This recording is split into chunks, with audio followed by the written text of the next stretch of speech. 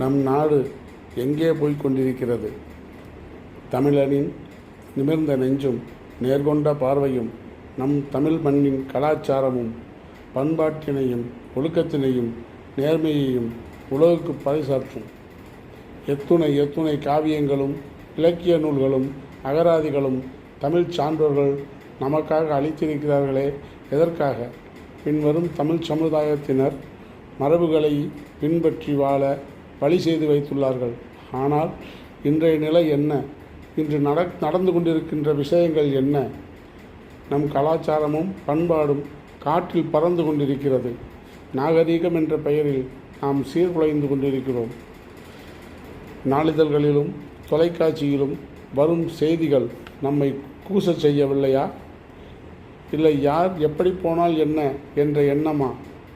ஒழுக்கமான வாழ்வில் குடும்பத்தில் இன்றைய நிலை என்ன? பாதிக்கும் மேல் தவறான தரவுகளே கிடைக்கிறது. 20 வயது இளைஞன் 46 வயதுக்கு மேற்பட்ட பெண்ணுடன் தொடர்பு. கேட்டால் ஆண்டியை பிடிக்கும் என்கிறான். 20 வயது சிறுபெண் 50 வயதானவருடன் பழக்கம் வைத்துள்ளார். இது என்ன கொடுமைகள்! இன்னும் வெட்கப்பட வேண்டிய செய்தி என்னவென்றால், ஒரு பெண் சித்தப்பனுடன் தொடர்பில் இருந்திருக்கிறார் என்று வருகிறது. தட்டிக்காட்ட கணவனை கொலை செய்திருக்கிறார். இன்னும் வெட்கக்கேடான செய்திகள். சில சகோதர உறவுகள் கூட காதலில் இணைகிறார்கள்.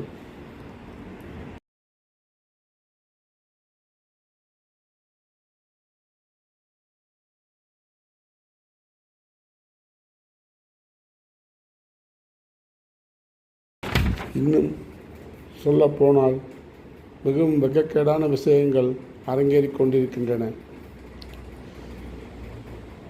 அக்கா மகன், அண்ணன் மகன், அண்ணன் மருமகன், அக்கா மருமகன் தொடர்புகள் நீண்டு கொண்டிருக்கின்றன. இன்னொரு செய்தி பார்த்தீர்களானால், ஒருவர் பல ஆண்டுகளுக்கு முன்பு ஒரு பெண்ணுடன் கள்ள தொடர்பு கொண்டிருக்கிறார். அதன்பின் சில ஆண்டுகள் அவர் வெளியே வேலை நிமித்தம் சென்று விடுகிறார். மீண்டும் வரும்போது அவரது மகள் காதலிக்கிறேன் என்று சொல்லி அவரிடம் கூறியிருக்கிறார்.